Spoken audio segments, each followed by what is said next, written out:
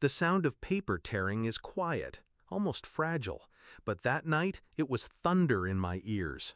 I stood frozen in the doorway, suitcase half-cocked, while my sister smiled at me, holding my shredded passport in her hands like a trophy. "Roaches don't deserve wings," she whispered. Behind her, my parents didn't look shocked, they looked satisfied. My father's voice cut through me like a blade. "Your place is scrubbing our floors, not seeing the world." They thought they'd trapped me. They didn't know I'd already slipped through their fingers. It hadn't always been this way. There was a time I thought my sister loved me. She used to braid my hair before school, call me her shadow. She was older, brighter, the one everyone praised. I was the afterthought. I told her everything, my dreams, my fear of becoming nothing. She listened, she smiled, and then she filed those secrets away to use against me. I should have seen it coming. The jealousy in her eyes when I got the acceptance letter. The way she laughed when I talked about leaving, like it was a joke. The way my mother said, "You won't last out there," like it was a promise. But I still believed family wouldn't go that far. I still believed wrong. The night she shredded my passport, I didn't cry, I didn't beg, I just watched. And I realized something. That wasn't destruction, it was confession. They were showing me who they really were. And once you see the truth, you can't unsee it. They thought the passport was the only one. They didn't know I'd planned ahead. I'd applied for a second one, quietly, weeks before. Tucked it away in a safe place they would never find. I'd already booked 2 flights, the one they knew about and the one that really mattered. They thought shredding paper would clip my wings. But by the time they laughed in my face, my future was already sealed. Still, I didn't leave quietly. I couldn't, not after years of being treated like a servant in my own home. I set the stage before I left.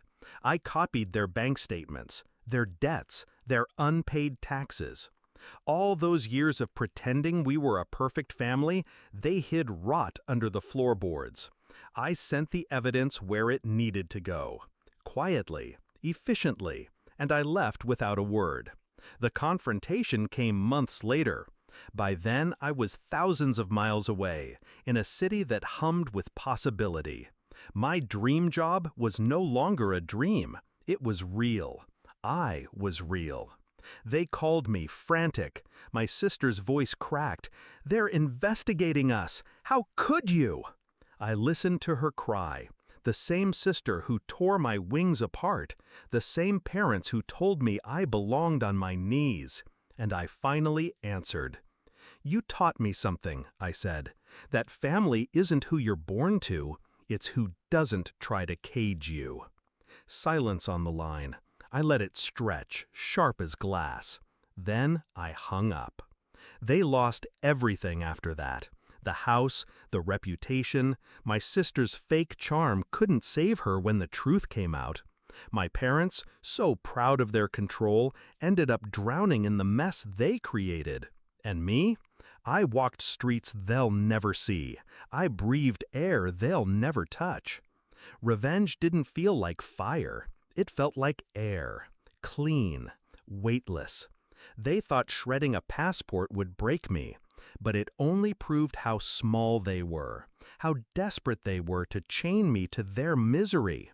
The truth is, I was already gone the moment they showed me who they were, the moment I stopped being their shadow. Now, when I hold my passport, I run my fingers over the unbroken pages. I think of their laughter that night, sharp and cruel, and I smile. Because roaches don't deserve wings? Maybe, but I wasn't a roach. I was the storm that left them in ruins, and I never looked back.